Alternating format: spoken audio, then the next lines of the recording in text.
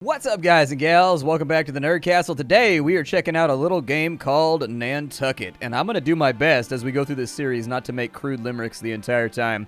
This game is a whaling simulator, and so essentially, if you like Sid Meier's Pirates or like Age of Pirates 2, games where you get to sail the open sea doing whatever you want, trading, fighting, that kind of stuff, this game is an indie game that should definitely be on your radar somewhere. And so without further ado, we're going to check the game out. I think it's a lot of fun. I've played it quite a bit over the last few days, and so we're going to dive straight on in. New game, Captain Ishmael. Hell no, we're not going to name him Ishmael. That's a terrible name for a captain. His name is going to be Captain Flabbergab. And then we can give him skills down here. I'm going to make him a hunter so that he's good at stabbing stuff in the face. Sailing makes you sail better, obviously. Science makes you science more stronger, obviously. And crafting makes you extra crafty. I'm going to choose my trait. I'm going to go with Brawny.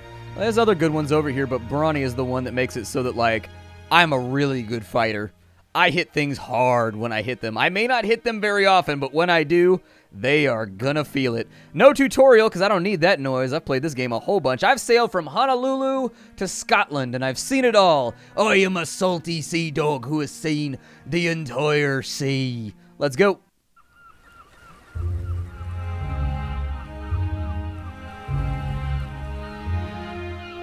Drink ye, harpooners, drink and swear, ye men that man the deathful whale boat's bow. Death to Moby Dick! God hunt us all if we do not hunt Moby Dick to his death.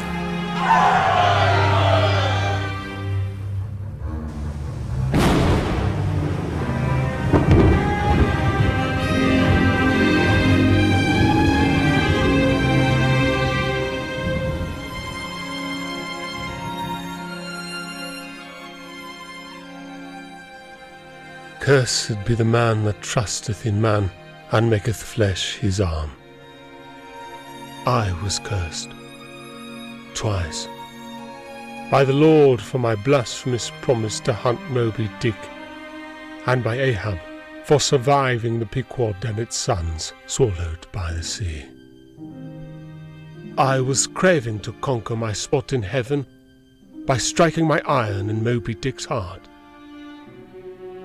So I headed back to Nantucket, looking for a new ship and wealth-seeking sailors. I would say he was thrice cursed, because obviously that dude's razor is not getting those extra little patchy. He was cursed by his razor, too. You saw it. He had them little patchy spots on his chin where he didn't shave good.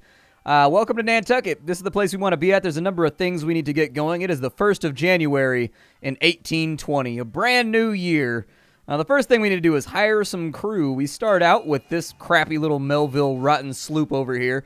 A sloop is a little-ass ship, and it has no bearing on the ocean. I don't know how we're going to sail this thing across the Atlantic. This ship is sketchy. This is basically like sailing across the Atlantic Sea in a coffin. I went and I saw all of the ships at the, not at the Suisun Harbor, but at the, the Benicia Harbor or whatever. They sailed a bunch of the ships from Asia, from Pirates of the Caribbean. The movies, they sailed them in over there, and I went on all the boats from Pirates of the Caribbean. They look so big. Like, when they're in the movies, they look huge. I went on board, and I was like, oh my God, you fit 35 people on this thing? You must be out of your damn mind. There's no way 35 people fit on this ship. I went down inside, like, the hold, like the little forecastle area or whatever. Not the forecastle. What's it called? It's called a... No, it is the forecastle. I was right. I'm a salty sea dog. I went down to, like, the little forecastle area where people, like, eat and live. It was so small. There was, like, a table in the middle. They had hammocks hung up, like, everywhere. It was like a spider web of hammocks in there, and somehow you just know which one's yours, and you just kind of crawl in and hope you don't disturb anybody else along the way. Like, oh my God, they were tiny. That's all you need to know. We need to get crew, though, for our tiny little crap ship, and so I would suggest that we do it this way. There's a number of different character classes. These guys are basically the recruits in XCOM. They have no class yet, but they're nice because you can affect the way that they develop. If you take them from level 0 all the way up, you get to pick all the stuff that they get. Whereas these guys right here, they can go from minimum level to maximum level, and they just come with what they come with. They may have traits, they may not have traits, they may be cool, they may not be cool. You don't really know until you bring them on board. So you've got fighters, navigators, you've got builders, and you've got scientists, and you can decide how you want to bring those along. Builders are responsible for fixing the ship and processing your whale oil. The scientists, I haven't really figured out what the scientists do yet. It seems like they're mostly just your ship's doctors. It's the best I can tell so far, but I haven't really been able to verify it with any endgame gameplay. I've played for a couple of hours, and so far, the only thing they've done is they've helped people when they're sick. That's pretty much it, and that's major. Like, that's a big deal. We have prestige down here. Every captain has prestige. It goes up as you kill whales and as you do fantastic feats and fight sea monsters and do quests and stuff like that. It is actually the cap on who can be on your ship. So right now, we have 4 prestige. That 4 prestige means that we can have a total of 4 levels on our ship. So we could have a level 1 guy, a level 2 guy, and a level 1 guy, but no more than that. So in order to have higher level people on your ship, you actually have to have more prestige. Otherwise, you aren't cool enough to hang out with their cool kids club. So I'm going to take... Let's find some of these blank guys. Why does he have an alien right there? He's Xenophilus. He gets happier the more nationalities that are on the boat. Okay, that's not going to be helpful right now. Later it might be useful. This guy has Old Sea Dog, which means he heals faster. How he can be an Old Sea Dog when he's a kid living on my ship, I don't know, but we'll take him. We also want to have... We already have a warrior me, but taking another warrior would not be a bad plan. We'll take another one. And then we need somebody who can navigate. And so, that guy's an Old Sea Dog. I'll take him. I mean, functionally, they're the exact same person, except the Old Sea Dog heals faster when he gets wounded. And so that's our crew for right now. Just the 4 of us alone on a ship. I didn't want to see... My first time I played the game, I just loaded up with kids. But then I realized, like, socially, I feel like there's a little bit of a... You might catch a little bit of a headline, you know? It seems like the kind of thing that Gawker would wait for. Be like, oh, Flabbergab the captain loads onto his ship with a boatload of children and heads off to sea. Like, that doesn't look good. On multiple levels, it looks bad, so we got to space it out a little bit. Like, I can try to say it's all about the economics of the situation and I can pay them less, but nobody seems to believe me, so, you know, whatever. We've also got the newspaper down here. This is where we get jobs. George the Fourth is the new king of the United Kingdom and Great Britain and Ireland. Russian sloop Vostok claims to have sighted the ice sheet of Terra Australis, and Portuguese forces defeat Uruguayan independentists in Tacuarembó. All right. Which George are we on now? Like 6 or 7? I don't know. It's been 200 years since then, so I'd figure we've had at least 4 Georges since then. I mean, not we, but, you know, UK viewers, you have had 4 Georges since then. We've got a couple of quests we can take here. There's Fiji Simon, who is a sea monster. They want us to go fight him. We can't do that till we're level 10, though. We also have Discover a New Whaling Area. That's only 16 days away. So let's go ahead and take that quest. It gives us something to start off with. I'm going to load up like 50 days worth of supplies in here. So we've got water, we've got food, we've got grog, which keeps people nice and pacified, and extra drunk while they're on the ocean, and then we've got that right there.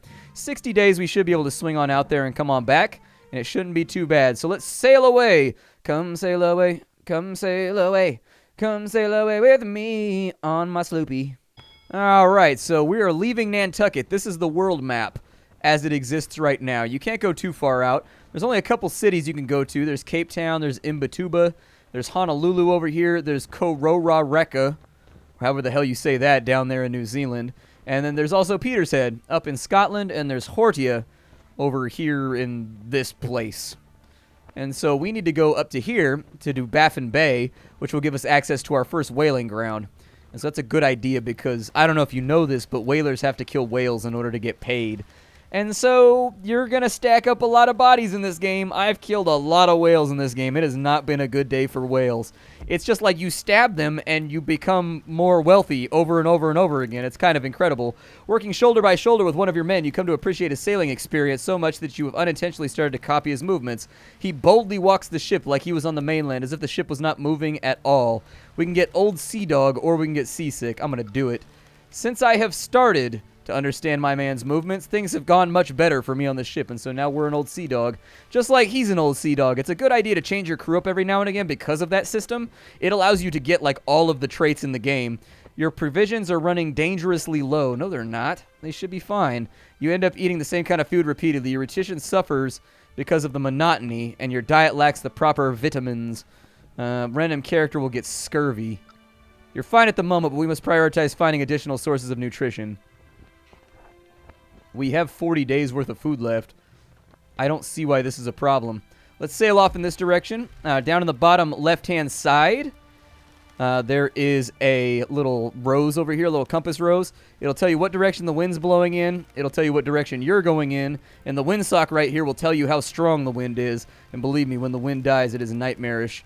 With food stores dwindling, one of your men fears starvation and starts consuming everything he can find. You found him eating his shipmates' food scraps. Stop that. Stop that right now. -5 to morale for him. He has to learn to trust, exactly, and more importantly, obey. Trust and obey. Fin ahoy! The lookout yells as he spots a fin in the distance. Maybe the whale sighting rumors about the area were true. All right, let's go to our first combat. So basically it's turn-based. The combat is a little interesting. It takes some getting used to, but once you're used to it, it's not that bad. And so I'm going to put Rufus on the boat. I'm going to put Irving on the boat. And I'm going to put Flabbergab on the boat. Now what you've got down here is that each of these is a dice that's been unfolded flat. I only know this because I've done this as an art project when I was in like elementary school. Otherwise, I'd be like, I don't know what that is. Each one of these is a success. As you get further into the game, you'll get special abilities on these different faces that will happen. But for right now, the way that combat works is it's turn-based. The enemy decides what he's going to do, and then you get to decide what you're going to do. You roll the dice, and everybody has their action that either they successfully do or they unsuccessfully do. And you will pick one person to carry out that action. So from 3 people, you'll have 3 potential actions, assuming they all succeed at their jobs, which I can virtually assure you they won't.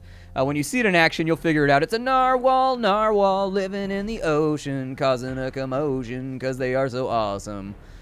Deep Water's Mirage. A random crew member has been stunned by the glare, and of course it was me. Great, fantastic. It's my first hunt, and I'm already looking like an idiot. We're going to roll the dice here. 2 successes. Actually, so he rolled a 2, he rolled a 1, and we're stunned, so we can't do anything. I'm just going to one-shot this thing at the outset of the fight with Irving. And so there it is. We've slain a baby animal. I'm using children to kill baby animals. Something tells me that Pete is not going to be super happy about me as a human being. The waters cease churning and return to normal. You raise your arm and the victory cries of your men surround you. We got 2 blubber from the animal, which gave us $50 worth of stuff. And we got some food, which is why I wasn't actually that worried about the food supplies, because I figured we'd get some from killing the narwhal. Now, we can't whale here anymore, at least not until June. So this place is open from June 21st to September 21st, and that's just something you want to keep in mind. We need to go around that right there, otherwise that storm will give us a negative effect. And oh my god, storms are so dangerous in this game. Don't do it.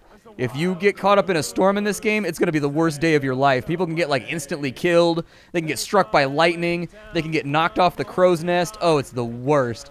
It is just utterly the worst. Why are you up there? Come sail the ship, you idiot.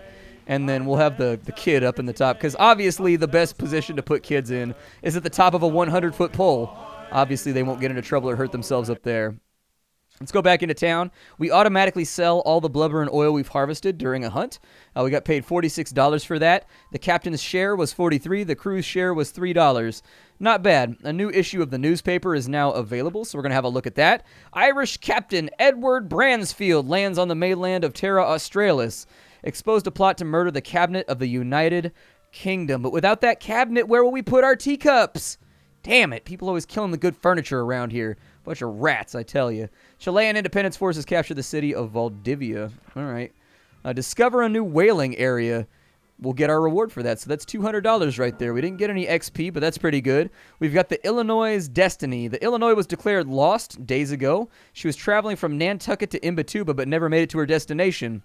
Let's explore the route and locate the ship and her crew. Yeah, that gives us something to do while we wait for the whaling season to come around. And so, you know, you gotta occupy the time one way or another when whaling season's not in effect. It's a good idea. I found that 100 is basically the sweet spot for all of your resources. You want to put everything around about 100, otherwise you get all these weird events where they're like, we're out of water, even though we have like a month left. We're out of food, even though you have like 40 days of food left. And so just keep everything at 100. It'll be fine. Did I finalize that? Okay, you have to click OK, otherwise it doesn't actually sell you all the stuff, and then you'll set sail with no resources and die and starve, and it sucks. We took that quest. We can also do research over here. I would suggest that we research, I don't know, maybe upgraded harpoons. We are a whaler after all. And so that'll cost us $200 and it'll take 90 days. It's not going to be done until May 9th, but we'll be coming back this way anyways after like 2 months. We're going to go find out what happened to this ship. And if it turns out okay, it turns out okay. All right, so let's head down. And this is the trail the ship was following to get to Imbatuba. I'm going to follow that too. 39 days to get down there. Hopefully we have favorable weather the whole way.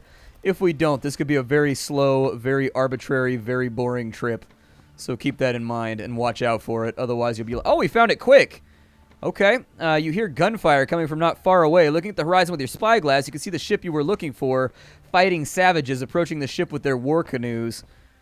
All right, prepare to fight. I don't know what's going to happen when I do this. This might turn out really badly for me. I've never done this encounter before. Take all of our warriors, and then take Rufus, I guess. Good old Rufus. It's a war canoe with 10 HP. We've got more HP than that. We might be all right. It's a clear sky, no problems. Roll them bones, gentlemen. We got 7 damage right there. Let's throw that out. We have wounded the canoe, which is great. They're going to strike back for 6, though, which is bad.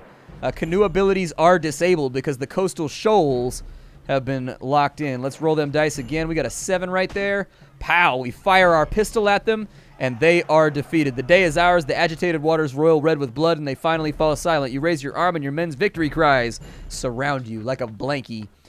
We stole some food. We stole some water. We got some wood. So that's pretty good. We got wood from battle. That's right. I wouldn't be a YouTuber if I didn't say something about it. We got wood from battle. That quest has been updated, so we actually don't even need to sail all the way down there. We found what happened to the Illinois. They got attacked by a bunch of war canoes, apparently. You would think that you would be able to use a sail to get away from a canoe, but I guess I'm wrong.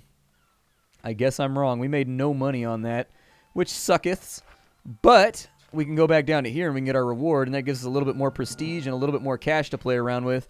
$250 for 10 days work at sea is not bad for 1820. In 1820, your average person made probably around, if they were doing well, they made about $400 a year.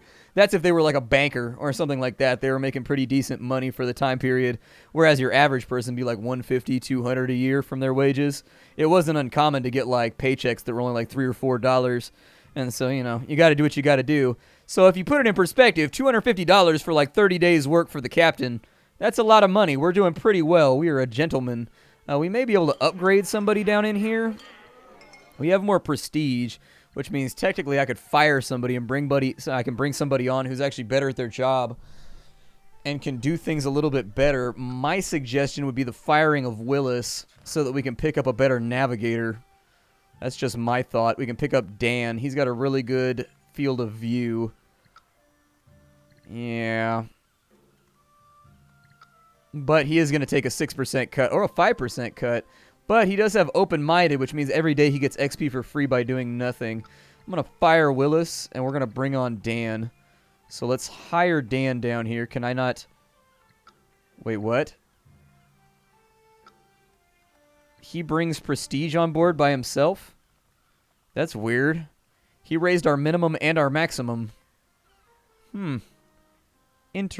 That's kind of interesting. I don't know. I guess I'll leave him where he's at for right now. I'm not going to fiddle around with it too much. Let's have a look at our supplies and sundries, which are looking pretty good. It's February, which means that functionally there's no chance that we get up to... There's no chance that we get up to the whaling station on time. I do wish if they would give you the option to open your charts while you're inside of here. I would like that, but it's not an option in the game right now. I suppose we can sail around and just get people XP until further on in. It's going to cost us money and supplies, but our little dudes do get like a couple XP a day, and eventually they will level up. And for the cabin boys, that means they become squatties, which means I can give them the class that I want them to have. That place doesn't open till June. February, March, April, May. Yeah, it's going to be a bit. That's only like 15 days to get over there. Let's go check out the Gulf over here. We'll sail down to the Gulf of Mexico. Go around that storm if you can. I don't feel like dealing with it. We'll tack across right there. Maybe we'll find something worth capturing. Oh, there's a vortex over here. I don't know what a vortex does, but my assumption is that I probably don't want to fiddle with it much. There she blows! So apparently there's something over here. We found a whaling spot. Let's go ahead and fight it. It might be something we're not ready for, though, so be ready for that, too. Sometimes you get whales that you are not ready for. It's a humpback, a newborn humpback whale. It's got 6 HP. It's got a peduncle throw. What the hell is a peduncle? I don't even know what a peduncle is. I'm going to have to Google that after this. We got 9 damage right there. One-shotted. That thing is gone. That's the first humpback I've ever seen in this game. 6 blubber. Are you for real? Wow, that's some serious money right there. That's that real cash. Everybody got 41 XP. What's the... Ooh, it's an active whale mating area, and it goes till March. It goes till tomorrow, of course. Well, at least we've got options. Just keep sailing. It doesn't matter. That'll help cover the cost of the journey at the bare minimum. And so we found the humpback whales. That's pretty cool. I think orcas are down in South America somewhere from the times that I've played the game. They're like down along the coast down there somewhere. And so I'm going to keep an eye on the grouse. Just in case. What's the grouse got going? Oh, 70 days. That's not bad. That'll be all right. We have no wind right now, so that's going to be an issue. But we will do our best. Just sort of get in trouble down here as much as possible. I don't know what this little icon does right here. Like, let's say that I strike land, right? I can build my own dock, as far as I know. If I've got enough wood to do it, I can build my own harbor down there, and it will collect resources for me so that I don't have to buy them, and I think you get a stipend of money as well or something like that for other people using the dock. I haven't played around with that mechanic too much because 30 wood is more than, you know, my ship can carry. Don't drop anchor. Don't do that. Let's just kind of clear this area out until it gets a little bit more clear what's going on. We'll head out into the Atlantic a little ways, too. We'll follow this little wind path out to Hortia and see if maybe something's cracking over here in Hortia. We got somebody. What is that? Technology news. Oh, we're done with harpoons. Okay, yeah, keep going. You will run out of grog soon, and your men will not like it. While looking at the last barrel, you begin to think that maybe there's something you can do about it before it's too late. We can solve the problem later. We're about to go into port, so who cares? We'll check in port right now, and we'll probably resupply a little bit. We made $121 off that one whale that we killed. Not bad at all. Prices here are kind of shitty, though. They're not as bad as they could be. If the prices here have 1 star, that means everything's super expensive because it's like a commodity. If it's got 3 stars, it means they're dirt cheap. So on a certain level, you can actually move objects in between locations and make money if you're really, really good at it. If you can take a 3-star to a 1-star, I haven't tested it yet, but you might be able to make money that way. Let's redeck out all of our supplies with 100 days worth. Finalize that. We've got a new newspaper down here. Cotto Street conspirators killed by hanging and beheading in London. Okay. Walter Scott, lately created baronet, presents his latest novel, Ivanhoe. Ooh, I love Ivanhoe. That's a really good novel. William Bradley, the tallest man on Earth, found dead in his home. Okay. We also have jobs in here. There are goods to deliver from Horta to Cape Town. Load the cargo on your ship. We need 50, though, to make that work. So, unfortunately, that's not going to... It's not going to do it. We don't have what we need right there. We have a bunch of sailors in this area that might be worth taking. We got an extra prestige, too. So technically, I could bring Eduardo along with us. We could dump Rufus and take Eduardo. But I think Rufus is about to level up, so it might be worth keeping him. Eduardo's got Wind Rider, which is a sailing skill. And it looks like ship sailing speed is increased by 10%. That's not terrible at all. Rufus... let's get rid of Willis. He's our navigator, so we'll hire Eduardo because of that amazing ability that he's got. He also is dull, and he's weak. So we don't want to put him in combat, and his stat is 1 point lower functionally than it should be. But since that stat affects his sailing, and he's getting a net 10% from that, he should have an 8% gain from that. And so we'll add him to the ship so that we've got better chances to do more awesome things. Sailing faster is always a good idea since time is money in this game. Now let's sail away. We got to go back to Nantucket and pick up our harpoons so that we can kill the whales more gooder. And then after that, it should be whaling season, so we should be able to go up north and go after narwhals for the entire season, make like $1,000, $1,500, and once we do that, we'll come back and buy a new ship because there's brigantines and barks and all kinds of cool stuff in this game. Expand that out. I was going to say he should be our navigator right now, and it does feel like we're moving a lot faster. Working shoulder to shoulder with your men, you appreciate his attitude. His shipmates love him because he's always in a good mood. Yeah, go for it. We became annoying. It did not turn out the way you thought it would. You tried too hard to be funny and end up annoying your men. Damn it, I have Asperger's now. This is the worst. You ever have that happen? You go out on a boat and come back with Asperger's? I don't know if that's been clinically studied yet, but it should be. What do we have going on over here? Any new jobs? Nope. So both of those are unfortunately not good enough for us. It's May, which means that by June we should be able to get up and have harpooning season. Level 2 harpoons are done. Go for level 3 harpoons, or we can make ourselves a little bit faster. I'm going to do that. Let's go for speed. It's going to take till August for us to be faster at sailing. But let's head on back up. I'm going to buy some resources here. Maybe like 150 of each thing. And we're going on a whaling trip, gentlemen. We are going on a whaling trip. We're whalers on the sea. We're whalers on the sea. But there ain't no whales. So all we do is, I don't know, fail. There we go. All we do is fail. They stab us and we bleed. Womp womp. Cool. I'm glad I got that song resolved before it went totally wrong. June 1st is when that season arrives. So if we can arrive over... Oh, June 21st is when it arrives. Okay, let's dither around for a little bit then. We'll head over there on June 21st. We'll whale out as much as we can. It's possible we'll find another whaling zone over here, too. With a lot of water in the hold and a small crew, few people have started to take larger water rations to keep themselves more hydrated during hot days. Unacceptable! Back to standard rations. You salty sea dogs. So much salt in here. It's like a League of Legends lobby. I need to stop being salty. Apparently there's icebergs up there. We got a couple days till we can do this. With a lot of water in the hold and a small crew, some water barrels have sat untouched for weeks. Some of them smell funny and the water looks putrid. Alright, throw away the putrid ones. We lost 2 waters right there. That sucks. June 21st is when the season starts, so drop anchor. We will wait for the 21st. There it is. So now we want to hunt some whales, and we've already got a whale. Goody, that was quick. That happened real fast. So basically what we want to do is we want to ride this out until we only have like 20 days worth of supplies left. That's the best way to do it in my opinion. You just ride it out as far as you can. It's a young narwhal, so we should get a good haul from this little guy. Seagulls. Creatures will play their cards hand up, so he's going to try and dive on his turn. Go ahead and roll. Nobody made an attack roll, so that's that. He's now underwater, so unfortunately can't really do much right now. We can't block anything that he's about to do, and he's submerged, which means I can't even hit him. And so, bummer. We've just got to sit here and take the blow. There it is. Irving has been struck by a narwhal. It didn't do any damage, though, which is good for him. It's now cloudy with clear waters. I do wish this didn't rotate every single turn. It just seems weird that the weather changes every single turn. I don't know. Like, how long are we fighting this whale for? Probably a long-ass time, I guess, if it's got time for... Oh, good. Rufus leveled up. We can finally make him better at stuff. I'm going to close this on down right here, and that's pretty much what we're doing for right now. We're hunting whales. We're going to come back in the next episode, do a little bit more of that, see if we can take home, like... I don't know. If we can take home a significant haul, like 20-plus blubber, that'd be great.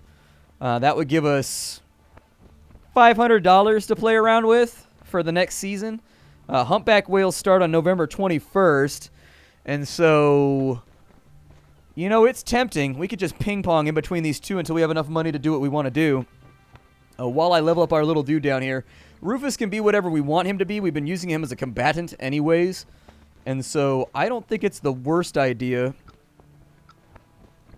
to promote him to just be another fighter. It could work. And so now that he's a soldier, he's got 10 out of 13 health. He's leveled up a little bit, and as he gets better and better at his job, he now has a 50% chance to hit just like me and Irving do.